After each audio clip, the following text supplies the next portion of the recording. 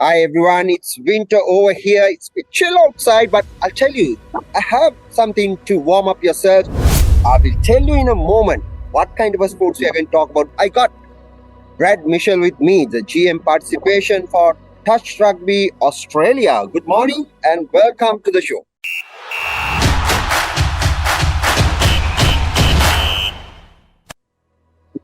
Thank you. Good morning. Great to be here and great to talk about touch football. Yeah, now people have heard about the football, rugby. What is all about touch football, Brad? Great question to start. Touch football is classified as Australia's largest social sport. So it's played out of about 320 locations across the country with around 135,000 unique participants in Australia.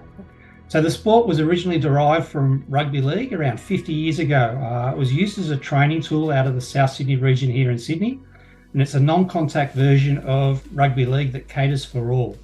So when we say it caters for all, it centres a lot around the fun aspect, social, healthy, family attributes, and caters for all participants ages 5 to 70, both sexes, male and female, with almost a 50-50 percentage ratio breakdown.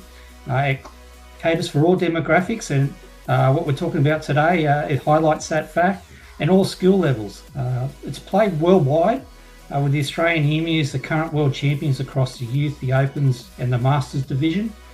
And as a sport, we've been partnered with the National Rugby League since August 2013.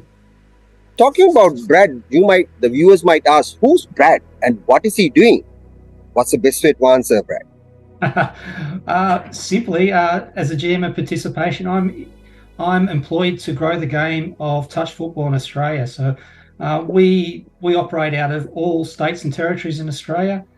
We have around 38 employees nationwide that are there to service the sport, to grow the sport, and participation is always the first and foremost target for us as an organisation. So if we grow participation, then everything else will flow on from there. But somebody would have asked, like, there are franchises, there are tournaments, festivals. What makes special about playing in this VT league or getting into this touch football Australia? So if you want to play in a World Cup, look, firstly, the country would need to be endorsed by the Federation of International Touch. So they're the governing body of international touch football globally. So FIT, we call them. They have about 48 member nations across the globe that are endorsed. And the latest one was Lebanon. They've come on fairly recently. And to be recognised for the sport, there need to be a governing body established in the home country. So in your case, we'd need to have something recognised in Sri Lanka and the sport to be played on home soil. So, yeah, it's obviously the pinnacle, the World Cup. Australia is current world champions, as I said. So it's an exciting time for the sport around the country to come together and play in a World Cup. Somebody would have asked, like, what is Melbourne Touch Sevens? Why it is important? Is it another tournament or something beyond that? I think the different levels of skills. So we cater for everyone. You could play with all your friends. I think that's the most important thing. You can come together with 6 of your friends and play in an event or play in a tournament such as the Sri Lankan Touch Day and have fun. You don't need to be an All Black or a Wallaby, that sort of standard to compete. There's no selection process at grassroots. So I think that's the attraction, the social aspect, the healthy aspect, where you can come together with family and friends. I play in an event with my children, my wife, my father-in-law. So I don't think there's many sports available where you can go and do that and have fun and enjoy the aspects of touch football. The viewers might ask, when is the next World Cup? Absolutely. So we're really close to the next cycle of the World Cup. So the next one's in about 12 months' time, in July 2024, held in Nottingham in the north of England. It's the last World Cup, or the last World Cup that was played in Europe was 2011 in Edinburgh, Scotland. The World Cup itself is played over 7 days, from the 15th to the 21st of July, I think it is, off memory. Actually, the Northern Hemisphere are about to launch their Atlantic Youth Cup, and that's played at the same location, and that's held in just over a matter of weeks away. With all World Cups, they're played every 4 years, the last one being in Malaysia. What's the pathway to get into the World Cup or to the VT League, far as the Sri Lankan team concerned? So how does Sri Lanka get into that process? I guess baby steps first, is to become endorsed. So you'd have to go through that process now with FIT. But to play more sport, I think the next step for you guys, particularly in Melbourne, is to form an alliance or work with a current affiliate that's down there to make you available to compete. You'd also, maybe there's an option to stand alone as an affiliate. So there's plenty of options available locally, but to be recognised as Sri Lankan touch football, there's a process you just need to go through FIT. So plenty of opportunities. It's opportunities there for sure. Now, Melbourne Touch Sevens coming up. It's a great tournament, but what's your involvement? What's your input into this tournament? Yeah, well, TFA, we call TFA, so Touch Football Australia, is basically there to assist in the administration of the event. So we're there to help organising the referees, assisting with the scoring, the results, the draw, implementation of the rules and conditions on the day. So we're basically taking all the administration away and providing the service for you. By endorsement of TFA, it allows you to use our competition management software called My Sideline, covers the players with insurance, and also the use of the TFA logo.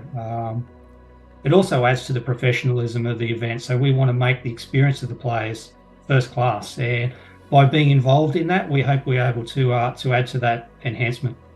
So far as the Melbourne Touch Sevens concerned, they have tournaments in Sydney and as well as in Melbourne. So how you could recognize what's the importance of this, why people should participate, and give us some proceedings on this. Yeah, so it's all about expanding the game. We have a multicultural strategy that we want to roll out nationally.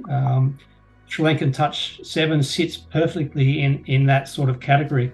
So being involved in the one in Sydney, I was able to witness the cultural aspect. So I think that's the important part about this.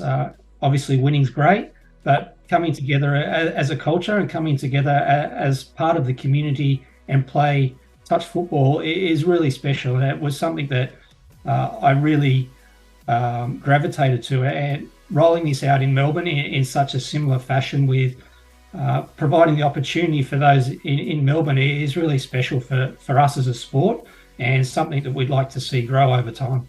As far as everyone knows, the venue is Box Hill Grounds. How important it is and why it's vital to get the Box Hill Grounds?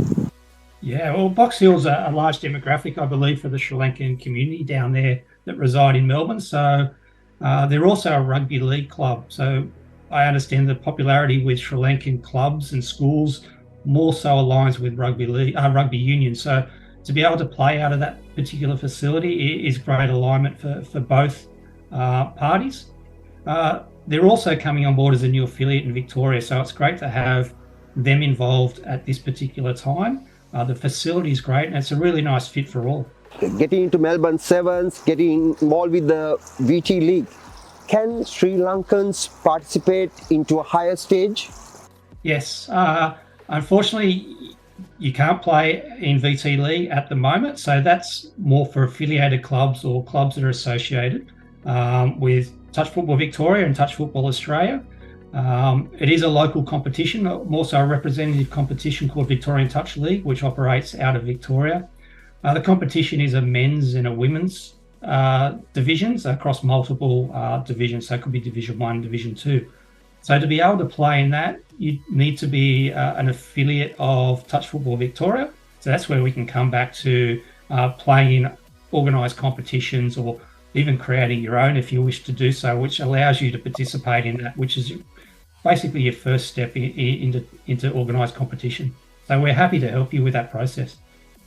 That's a great word of mercy coming from the Touch Football Australia. My final question, those who are enthusiastic, those who are fascinated about touch football, the Melbourne Touch Sevens is coming up. Brad, tell me in final word. What do you want to say to all the Sri Lankans, those who love the game? Look, get out and support. Come out and support the teams. The one in Sydney, I was amazed. In the finals, there was people lined up all the way down the sideline. They were so involved. They were so dedicated and passionate. Get out and support them. There'll be food trucks there. There'll be music. It'll be a party, a festival atmosphere.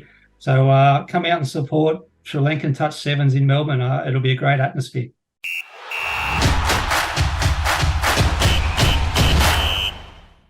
All right, as far as the Ceylon Touch Rugby concerned, they're coming up with the Melbourne Touch Sevens. That's on 16th September. Keep the date free. I'll tell you, this will be an official pathway to start your progress, our progress, to get Sri Lankans in the touch football map. Thanks, Brad, for joining with us for your informative session. Stay tuned with us. We'll bring you more coverage about the touch football.